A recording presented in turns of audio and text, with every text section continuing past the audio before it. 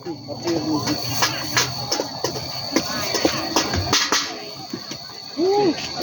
บาทใช้กรอกเอาให้พอ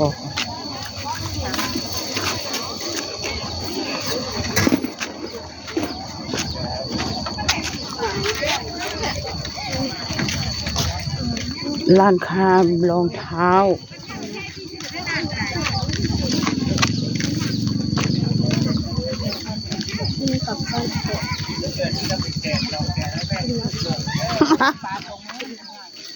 เนื้อคุณป้ามะขามก็ปูนอยู่นี่น่ะหล่อนไม่ได้เยอะบ้านเจ๊ที่เกิดแล้วบ้าน เดี๋ยวไปเที่ยวก่อนเดี๋ยวมาชิมมาได้มาหมักไผ่น่ะชิมได้ก็เลยละลูกแถมให้โลสักบาทวะ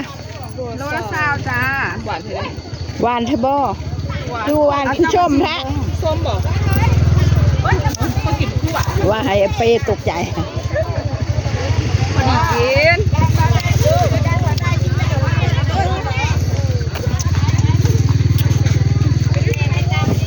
คนชอบมาเอาถุงไหมเลือกเอาเลยแม่เขาเลือกบนระบอกเขาเลือกบนแล้วมั้งเขาเลือกบนแล้วค่อยเอาเต็มถุงเลยสุดท้ายนะว้ายมันระเบิดแล้ว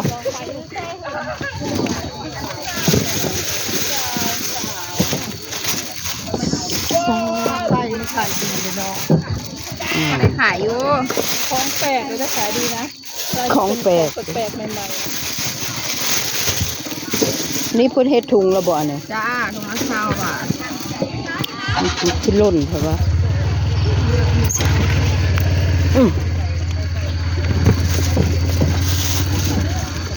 ตั้ง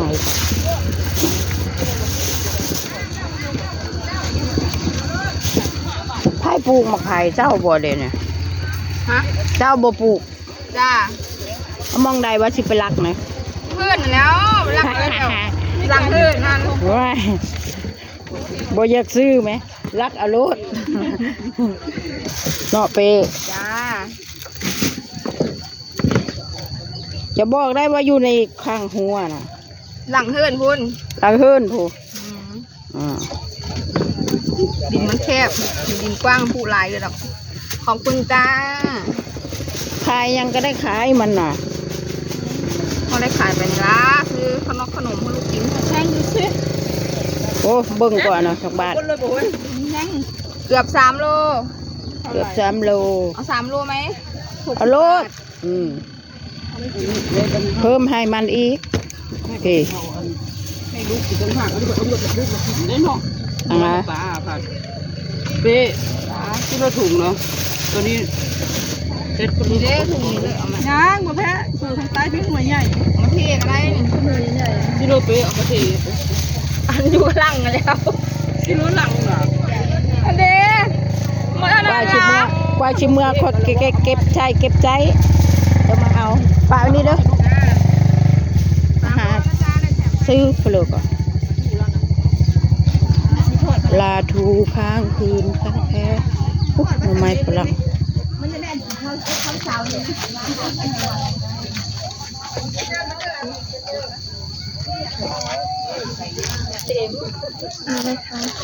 แกงบ่เนี่ยนั้นรวมค่ะรวมมาคือว่าแกงก็ได้บ่อันนี้บ่แกงแซ่บหรือบ่รวมกับแกงมันคือเดียวบ่อีนางรวมทำได้แกงได้ค่ะนี่จ้ะเอ้าบ่มีโตโต้นบ่เอางวยออกไปค่ะเลี้ยงแล้วบัดนี้ไปทางใดดิ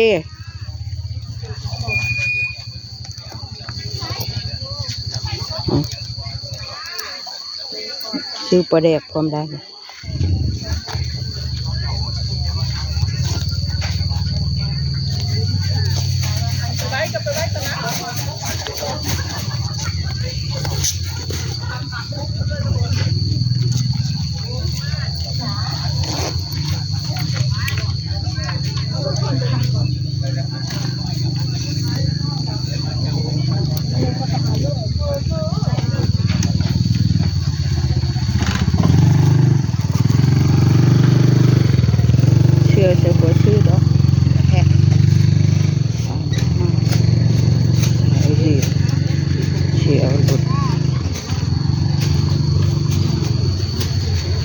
ไปแกงใส่หน่อไม้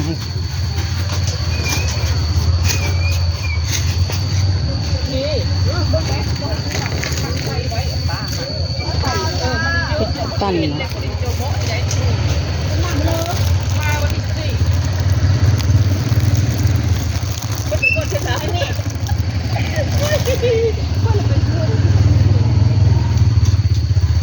เป็ดก็ตั้นให้แน่ไปแกงใส่หน่อไม้ตอนเช้าคือเปียกแท้วะอันนี้ชาวบ้านเนี่ยเปียกก็ไม่เป็นไรเห็ดมันเห็ดสดอยู่แล้ว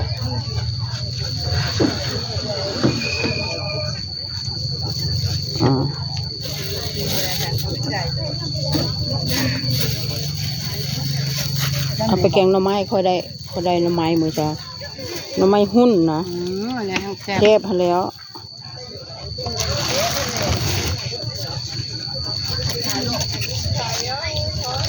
เงินก็ไปซื้อได้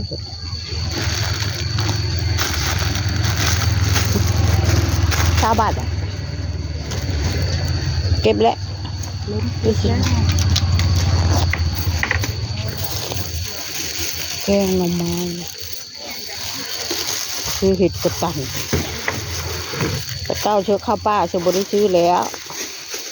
บริเข้าล่ะเก็บตามโคนโอเค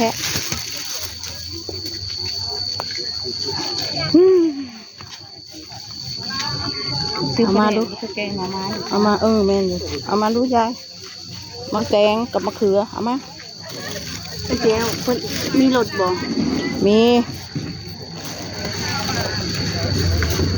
มีแต่คนรู้จักแตงก็มะเขือแตง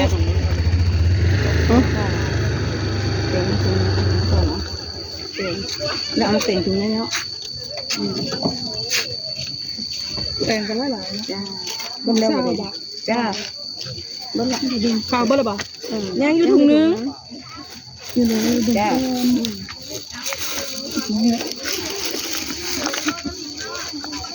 ขอบคุณค่ะจะเอาเลยเลยเอาเป็นตัวเด็กหมดบักเต่าเป็นอะไรบักเต่ากลับไปทำงานที่ดอยคำดูเสียก็ที่ดอยคำอ๋อดอยคำเลยเป็นผลนั่นผลนอกละผลไม้มันบ่ได้ไปเป็นอันนั้นหรอบ่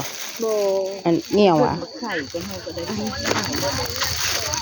แล้วอยู่บ้านมะนาวโหว่ามาจังได๋ซะมาจะใช่จ้ะโอ้เก่งแท้อีนายเก่งแท้เลี้ยงลูกเอาไปใส่รถก่อนมันหลายล่ะอันนี้บ่รถจ้ะน่ะรถหลานตัวนี้รถเท่าบ่